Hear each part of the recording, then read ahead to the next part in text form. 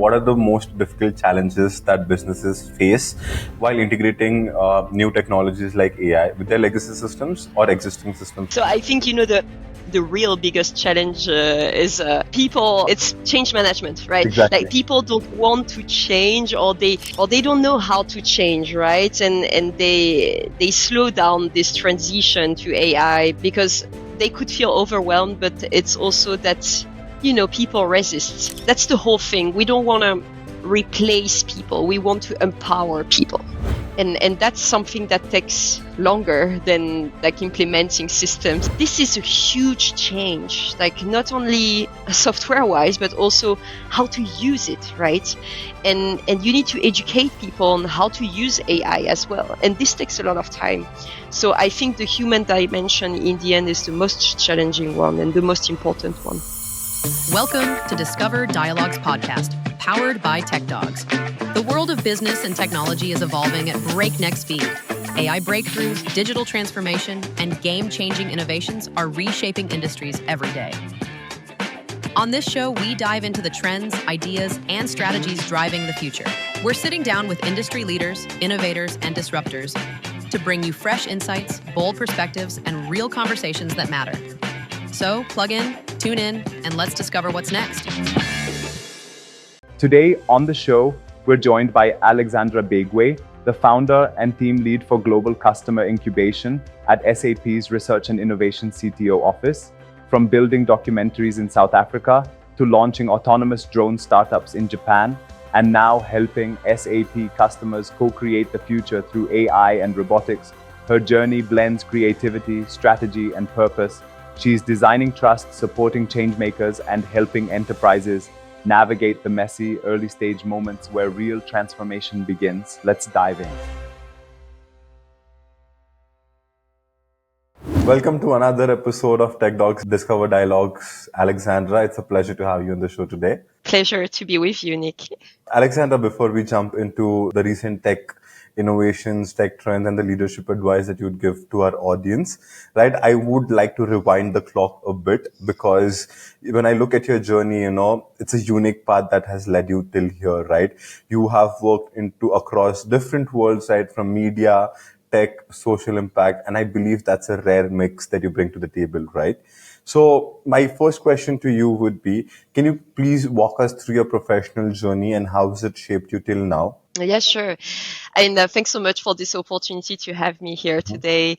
I'm super excited to share more with the community around my work, my background, and starting with that, I actually come from Réunion Island. So it's an island in the middle of the Indian Ocean. It's also, it's French. Actually, it's a French island. And so this is why I'm French. So after my studies in Réunion Island, I decided to move to France to study because the island is very small. Everything is limited. My only horizon was, the sea. So I wanted to go out there and explore the world and starting my studies in Paris.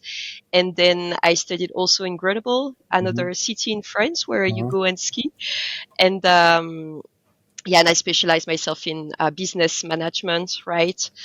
Because I come from a family of entrepreneurs and it has always been my dream to build my own business one day. And so this is when I got more and more interested into entrepreneurship. So my first passion was making videos, and that's why I wanted to start my career in cinema. So my first experience was actually in a small company in Paris where I was supporting the co-founders to build their own business in the media, selling videos to companies, startups, and so on. And then after supporting them, I went to Los Angeles, where I worked for the American film market. So I was basically assisting the sales teams there, selling movies, music, and so on. It was super exciting because I met a lot of people. I was in Hollywood, so we're really at the heart of creativity in cinema, right? And then I realized I was more interested in the transformation of this industry than the industry itself. So I started getting very excited about YouTube and Netflix and all these streaming platforms that were appearing more than 10 years ago. And then this is when I softly shifted to the tech world, right, to IT, and I started working for Google. They had this innovation program, and I was selected for that in EMEA. And I went to Dublin there, and I was part actually of that cohort testing the Google glasses. So back then it was a big revolution, if you remember, but Yes. also a big failure afterwards. And so back then we were able to test and provide feedback. So we were in the middle of this innovation center and giving all of these insights to the people there. So that was super exciting, and this was kind of my first path in innovation and tech. And after this, I worked for also other media companies in Gabon, in Africa, also in Europe. And then I started working for a startup, supporting them to build their own startup in Japan. So we spent a year with a small group, regularly syncing with the co-founders and coming up with a plan to go to Japan and find distributors there and find a way to launch the business eventually.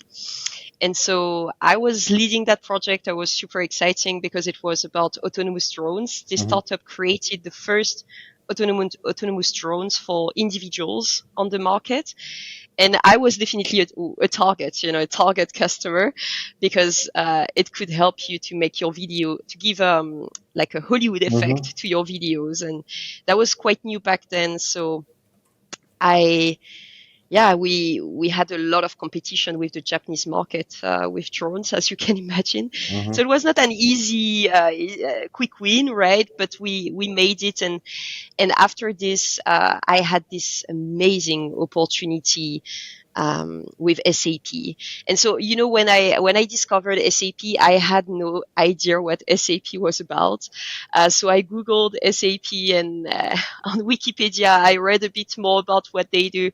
And I realized, oh, this is actually a big company, and many, many big companies are using their software. So there's definitely something happening there. And they were proposing this graduate program, going to San Francisco and learning for a year with sales executives on the best practices, to sell $1 million deals, right? Because we're talking about big amounts, big companies, a lot of users, and back then we were even we were starting actually transitioning to the cloud. So all of this was super new, and I learned so much going there. So we had several rotations transitioning between San Francisco, Paris, and then Barcelona. And so I started in sales, but then I realized that there was an entrepreneurship team inside of SAP helping employees to build their own business. And my first goal and my ultimate goal is to build my own business. Exactly. So I felt, oh my God, this is amazing. I don't even need to take risk and leave my company. I can just start this business inside of SAP right away. And this is when I started building a team, going through this whole entrepreneurial journey during more than a year.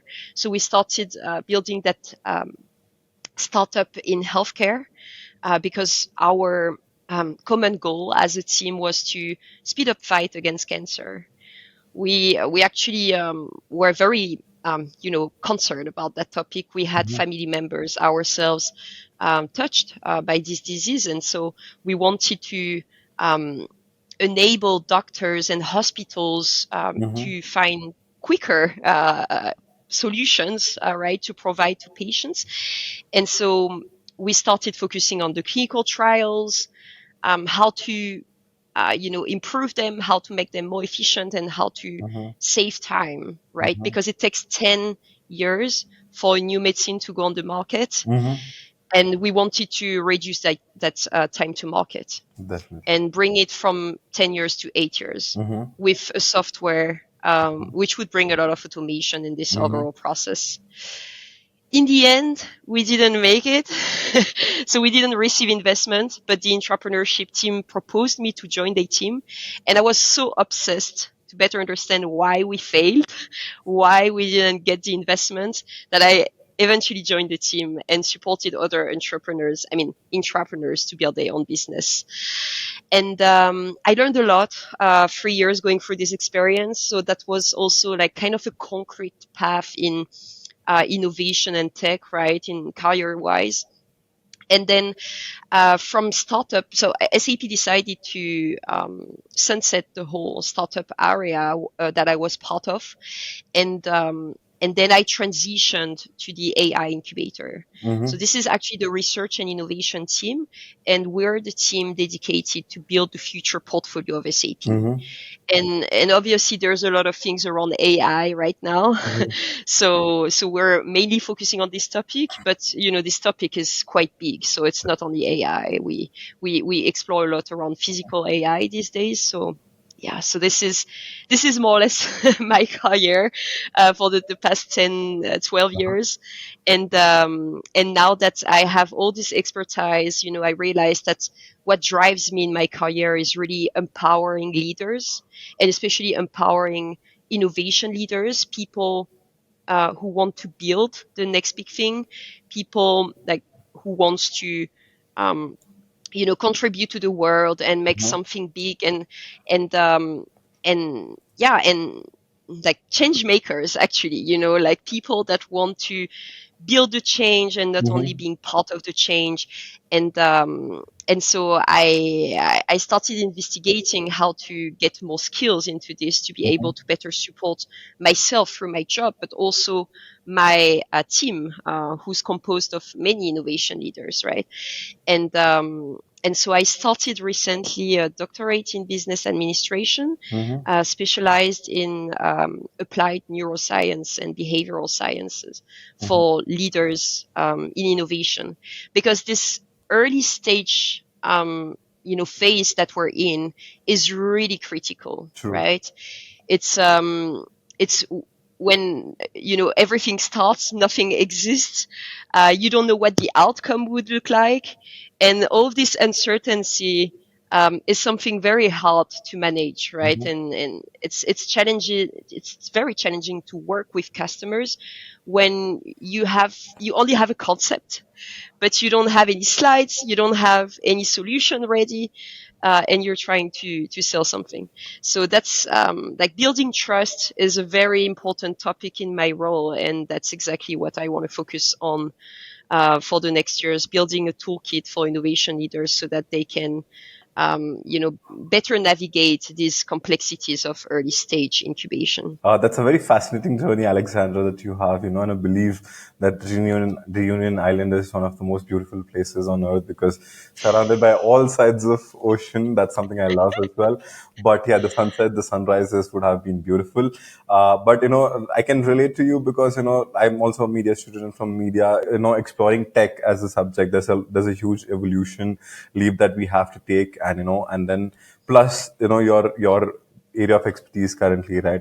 Selling something or building trust that doesn't even exist. You're trying to sell, Exactly. you're trying to sell a future, or, imagine a future, sell it to, build trust with your clients and selling it to them, the vision, your vision. So I'm really glad that you're able to do a lot of things with SAP, and I believe, your entrepreneurial journey other than SAP also starts very soon. But, let's focus on what you're focusing right now, the work which you do, right? Bringing future facing tech into the present, right? Through customer incubation that you do, right? And as we discussed already, that AI has become the talk of the town. Everybody is speaking about AI. and everybody's trying to explore how do we integrate this AI into our technologies, into our enterprise tech stacks, right? So that our business processes improve and we achieve the business goals more efficiently, right? And as AI is evolving at such a rapid scale, right? So how do you see customers shift? So needs shift across this, you know, this technological Yeah. trend. Yeah, I mean, AI is a big topic right now. Like since ChatGPT is out, I think back to October 2022, Yes, they brought this big wave, exactly, and this and everyone feel overwhelmed, right? Like exactly. I remember, and still today, like customers are trying to figure out where to start and how to start. Definitely, because I believe like sorry to cut you off, but like AI existed previously as well. There were large Right. language models existing before as well. Machine learning. A lot of industries were already using that into their processes, right? It's just that the Chat GPT gave it that everybody started speaking about it. But yeah, please proceed. That's Yeah, because it made it accessible to Exactly. anyone, Yeah. and that's the real change. I Uh huh. think now anyone can work with AI, and I think a lot of people are now leveraging AI in their daily work. Exactly. I do myself, and I can see many people around me doing it too. And I think it's a good thing. We need to leverage AI, Mm-hmm. and not only for our personal and daily Mm-hmm. life, but also for the professional one. Mm-hmm. And as you know, SAP is a company supporting companies with their business processes, right? Mm-hmm. When there's a business process that is broken, and when we can basically solve it through software, and that's the best thing that SAP does, and we're known for that. The ERP is one thing, but not only, right? And the softwares that we create are supporting companies with the complex processes. Mm-hmm. And so, we've done this past, I think, 40, 50 years with SAP without involving too much AI, but now Mm-hmm. this is coming more and more, right? And it's been actually probably 10 years that we started this journey, and that we're at now, and more specifically it accelerated in the Mm-hmm. 2020s, right? um, and what I observed is that you would think that very big these biggest companies out there in the world are prepared, and they're navigating through this with with easiness. It's not the reality. I'm talking to many customers in many different areas of businesses, and they're all struggling to understand. Like, they feel overwhelmed. They're all telling me we're testing the waters. So none of them is telling me, oh yeah, we're super advanced and we're rocking it and we're mastering all of this. No, there's so many things that, Mm-hmm. yeah, people need to step back and, and ask for advice, right? And ask for help. And so what we do with our team, Mm-hmm. and that's from this realization that customers need support. I created this customer in council initiative, and this from like I created last year actually this council, and it started with a small group of 12 customers that I've met at an event, and they shared with me these complexities to prioritize with AI, to better understand what can we change right now and how can we infuse AI in the solutions that we're using today. And so we started this small brainstorming group that we call the AI Incubation Customer Council, by the way. And we created a safe place where customers can actually share their ideas about, how they see the future of AI, how they see the future of our products, what is the what are the biggest priorities business wise at the moment, and this really help us basically to drill down Mm-hmm. to more specific topics, more specific use cases, and then we need to evaluate also by our side if this can become a priority. But this all depends on customer needs, right? So the more customers we will have coming to us telling us that this is a huge problem, and the more we will prioritize it. And so obviously the customer council is the first step before going into a bigger innovation journey together. But we need to first build the foundation of our conversations, and most importantly, build trust, right?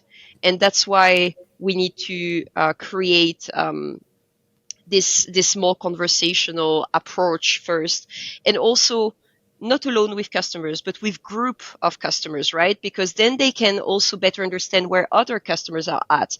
And guess what? What they realized in this council is that they're not alone in this journey. Many other people feel lag behind or not at the state of the art, and we are there to support them. So yeah, so this is like this is basically from my understanding to problem solving, right? Because I'm always trying to come up with solutions also after understanding such problems. So yeah. I mean, I really like it, because right now everybody's testing the waters because AI has become, because it has a lot of risk involved in it. Plus, though it is a lot of beneficial for sure, though so it has its own pros and cons, right? So mostly businesses are facing like testing the waters, as you said, right? And the important topic that you highlighted is like not like a lot of customers saying that they are not alone. Everybody is into the same wave pool, where we're trying to navigate through how do we use AI without, leaving the humans out of the entire process, because that's one important factor that, one risk that everybody is speaking about is if AI comes into the picture, what will happen to the humans, right? And I believe that, AI is an enhancer, not an replacer for sure, because, and that's an cultural, change management that, that businesses need to do, because there might be a lot of hindrances from the resources to embrace AI as a tool, thinking that, oh, it is gonna replace me. But, Exactly, and that's a critical matter, right? I I'm all like in our team we want to be ethical with the way to approach this, right? And SAP has even created an ethical center inside of SAP internally for us to develop also these skills, because AI is not so new, but still this big wave is kind of something new coming at us, right? So we need to make sure like to prepare ourselves for this, and replace, like that's the whole thing. We don't want to replace people, we want to empower people, exactly. right? And that's what we're trying to do. And if we're talking in a case where we're trying to replace people with AI, then it's when it's critical for people, right? For example, right now we're working on this physical AI and cognitive robots initiative, and we're really making sure that we're not using robots to replace humans, but we're using robots to protect humans, right? Because maybe like people working in these warehouses are exposed to the sun in summer, and this is causing them some health issues, right? Being exposed for so long under the sun, working with these boxes and these warehouses task, and the idea of bringing a machine here is basically to prevent these health challenges that they could have. So also night shift, right? Like this type of things where like we want to preserve our human capital, right? Definitely. And human capital is the most important. I'm a people person, so I really love like building new relationships, making sure people are happy with with what's going on, and that's exactly my role in the incubator. But also making sure that we're ethical in our way of working with customers and building that trust. That's really nice, Alexandra. And as we're discussing about, how new technologies and, for example, AI is still in its nascent stage, right? And whenever new technology comes, a lot of challenges start coming up. How do we integrate these technologies with our existing systems, right? And the existing Hmm. systems sometimes can be legacy systems, right? And it becomes challenging for everybody on the enterprise side to integrate these newer technologies with legacy systems, right? So my question to you would be, what are the most difficult challenges that businesses face while integrating new technologies like AI with their legacy systems or existing systems, let's say, and how you help them to overcome these? So I think the the real biggest challenge is uh, people. It's change management, right? Like Exactly. people don't want to change, or they don't know how to change, right? And they slow down this transition to Mm-hmm. AI because they could feel overwhelmed, but it's also that people resist, and people think that the way they do today is like, why changing if we can do it today? The goal is to do it, but we want to do it better and faster, and we need to go through this cultural change, and that's something that takes longer than like implementing systems and so on. And to be fully honest with you, it's a time to organize, right? Like, this is a huge change, like not only software wise, but also how to use it, right? And you need to educate people on how to use AI as well. And this takes a lot of time.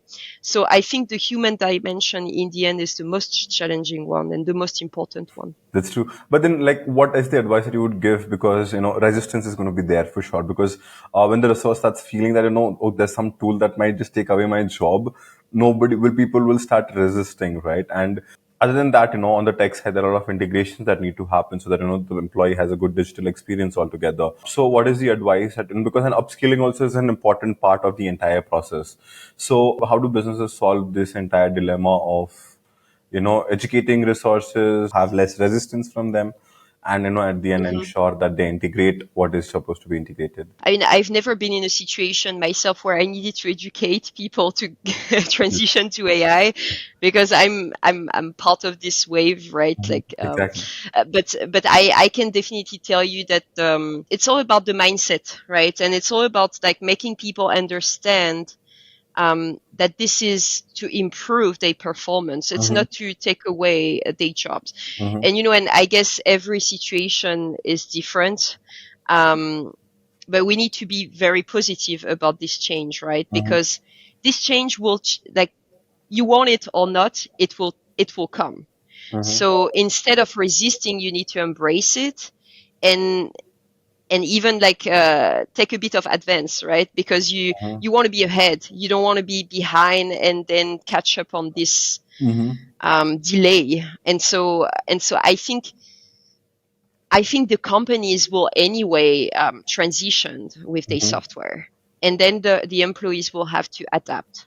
So I think it's either you do it now and you somehow you're ahead because you do it a bit in advance, or you're just going through this and you're just undergoing the situation, right? And and I think that it's a fate. I don't Mm-hmm. think there's an escape to this situation. That's So true. I think it's better to approach it in a positive way and Mm-hmm. find opportunities, Mm-hmm. um, somehow in Mm-hmm. the failure of that existing system, Mm-hmm. instead of instead of resisting. True. So I believe that, we're not gonna get back to an era where, there will be no AI. AI is there. AI is existing. So instead of resisting it, let's start adapting it. And, that will help us to grow, and then, help the businesses as well to grow. So, we've discussed about, how AI is transforming the sectors, and how you as, help customers, adopt this shift and, integrate new technologies. Any big transformation, I believe, is not successful without, great mindsets, right? And let's shift to the leadership lens, right?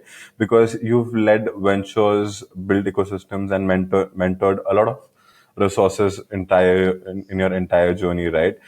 So can you let our audience know what leadership traits have helped you to navigate such complex and integrate ecosystems? I think one of the most striking things that I realized working many years now in that part of the business is that you need to be open for the change, and change is coming all the time. Like I'm the team I'm working in is actually changing topics every 2 other months, right? So we need to learn how to quickly work on things, how to prioritize, and how to understand the implications, right?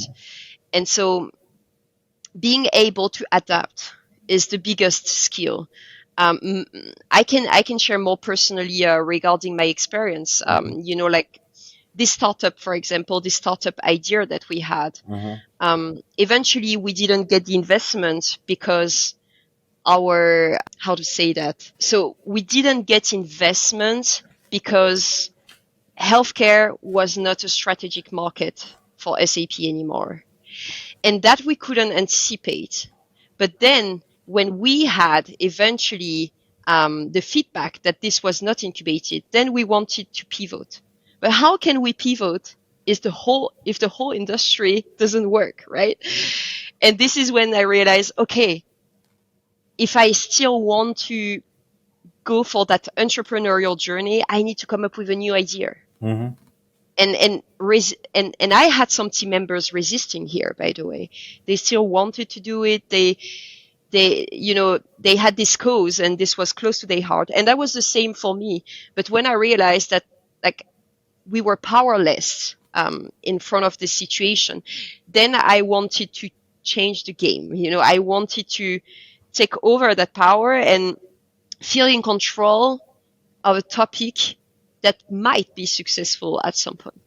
And this is why I somehow moved to a new topic, a new project that I submitted, by the way, and that got selected later on also the year after for entrepreneurial internal startups that they were selecting that year.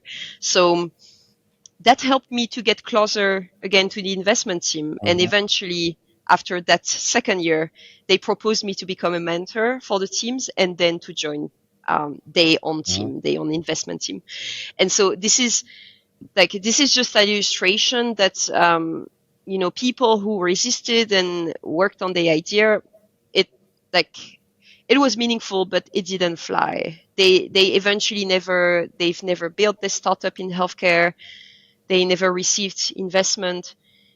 They learned a lot, and I'm sure they loved the journey. But in the end, I was much more happy with my case because I could make it to entrepreneurship, right? So it's you always need to come back to what do you really want, and you never want to feel like victim of the situation. You've been vocal about gender representation and inclusion, right? As a woman leader in media, tech, and entrepreneur, as an entrepreneur, have you felt at any moment that you had to consciously carve out space for yourself or others? And what advice would you give for other women leaders in the space to have an impact? I think as a woman, I can tell you we have challenges, that's for sure. But again, we don't want to be a victim of this system. We want to find the power and feel empowered. And that's exactly, like, I never, ever wanted to believe that being a woman would be a weakness for me in my career. I never wanted to picture that inside of me. I really wanted to go all out and give my best. And that's, and I think that's like navigating with this mentality helped me a lot because I'm not looking for approval. I'm not looking for However, I'm looking for mentoring, right? So both from women and men who are successful in this industry, or even not necessarily in this industry, but that could inspire me for my personal life, for my hobbies. You know, I think that a lot of people want to find their passion in work, but I think you can also have many passions outside of work. Exactly. You don't need necessarily to combine absolutely both. True. And I'm still passionate about my job because, you know, innovation in the end is related to creativity, and I'm passionate about creative things.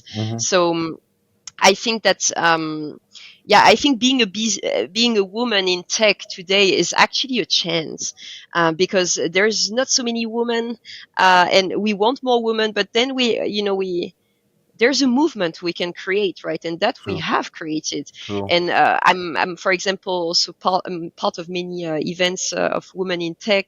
I love this initiative. I think more women need to be part of this and share among themselves. So, so it's always about, you know, like reversing the mindset. True.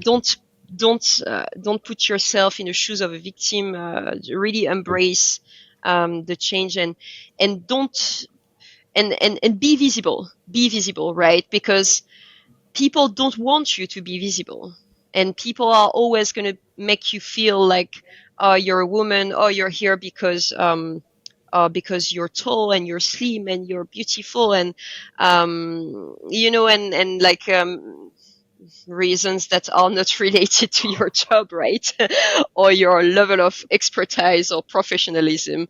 And that's something that people still tend to do, but you need to be stronger than that and just move on, because people are always gonna find things to Pull you down. pull you down. Definitely. It's it's a long mental journey to go through to get detached to that, because obviously when I was young and started my career, that was a big topic for me. I was this young girl arriving in a big tech company, 80% male, and not so many young people, right? Because this industry was not attracting young people back then. And now it's more and more diverse. Yeah. I'm still thinking that what's happening in the US right now is terrifying. I think it's not going in the right direction. So yeah, we need to step up and we need to be visible. Definitely. Thank you so much for sharing, such valuable insights, and when I see that, not to put yourself into the victim shoes, when I look at my mother, I believe that she's one of the strongest person that exists, and I get strength from her. So, but yeah, on my personal note. But, thank you so much. We've covered AI, how do you integrate AI into the new technologies and whatnot. But before we let you go today, the next segment we have for you is the rapid fire segment. This segment will help our audience to get to know you more of a person than all the designations or all the professional journeys that you have. So this is a fun segment that we have. So no overthinking, quick answers. And please let me know whenever you are. Okay, I'm ready. Perfect. One thing that you miss about Reunion Island? So definitely my family, because I live here in Berlin By yourself. without my family. So obviously my family, but also the weather. Definitely. The weather is kind of tough in Europe. Island vibes are better. True, a tropical weather is much more better than the cold climates. What's a book or a film that's inspired you the way you lead? I would say Stroop.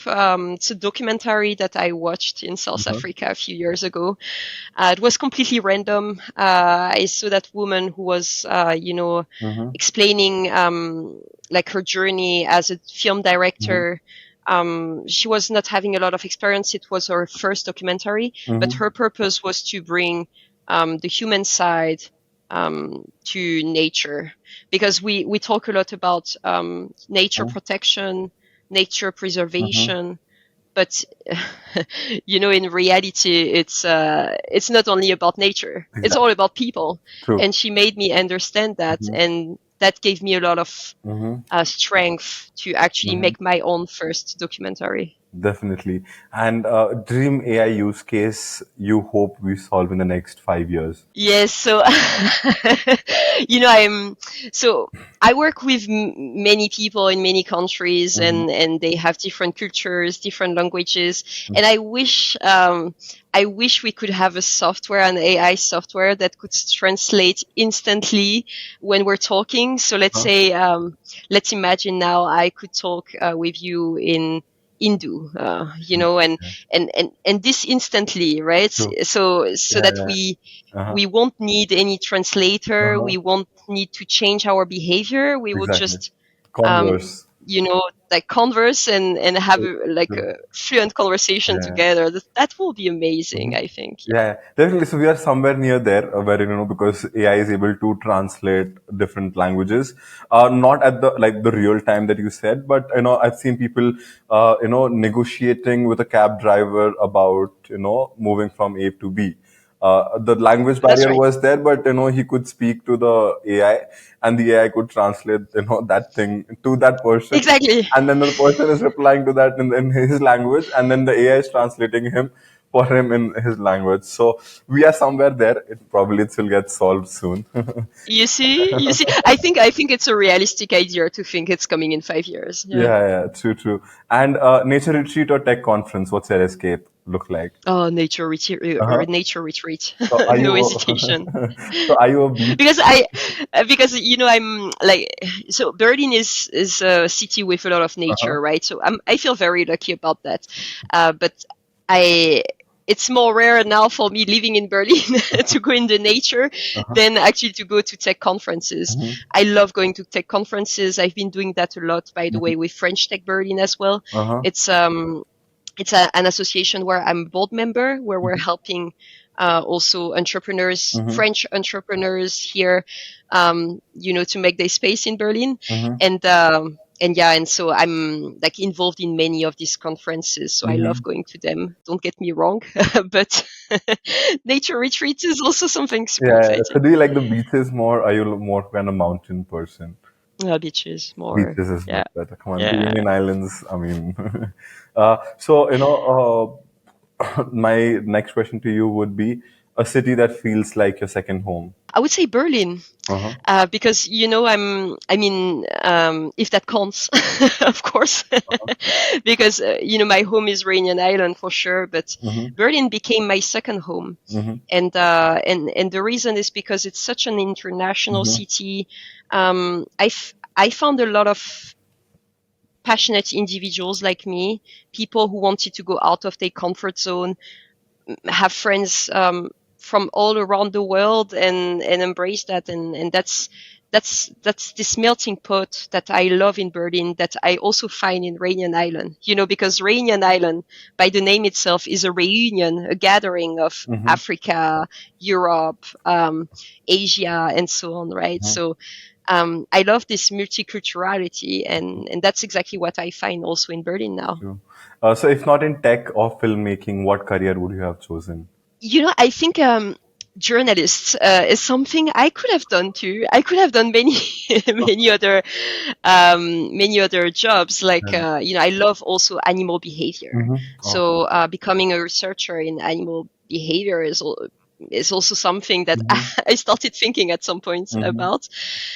But yeah, journalist also because Mm-hmm. I love to interview people. I love to spend time better understanding Mm-hmm. people. At the end, it's all about this human connection that I love to create. That's true. Journalism is something that is very close to my heart as well, not because of its perks. But yeah, that brings me to the wrap of today's episode, Alexandra. It was a pleasure to have you on the show today because, you had a rare blend of insight, vulnerability, and vision, right? So thank you so much for, letting our audience know, get a sneak peek of your life. Just before we let you go again, any parting words that you have for our audiences? Because we were discussing a lot about AI today and how to embrace that change, I would definitely recommend you to also in your free time, go and explore these tools for yourself. I remember I spent a few weekends, very creative weekends, going on these different platforms, creating some, like modifying my pictures or creating new songs, like this, when you give inputs and then the software is like instantly creating a dedicated song on the dedicated topic for that dedicated person that you want. So I think AI is super creative. It definitely kills some part of the creativity, but what we should keep in mind is that the process is the most important. And I think AI is taking away that process. And we need to keep in mind that, it's not about the end destination. Your life and anything you do in life and what you find in the end, the most powerful or like the best for you is actually going through a process, going through a journey. And so you should leverage AI and use it in creative ways or in a way that it will help you with your productivity, but you don't want AI to kill this process, this mental process, this process of going through all of this complexity. Because at the end of the day, you will feel proud of yourself going through that journey and not having the end goal achieved, right? True. That's I think the key message I wanted to convey. Definitely. It's not about the destination, it's about the journey, right? And I also believe that, AI is an idea farm I use at, I can leverage AI to create multiple ideas and then to choose or work on the best, which I feel is the best. So thank you so much, Yes. Alexandra, for, giving us such valuable insights. So a pleasure to have you on the show today. Thank you, Nick. Thanks for tuning in. If you enjoyed this episode, subscribe on YouTube, Instagram, or your favorite podcast app. Catch past episodes and more at techdogs.com. See you next time.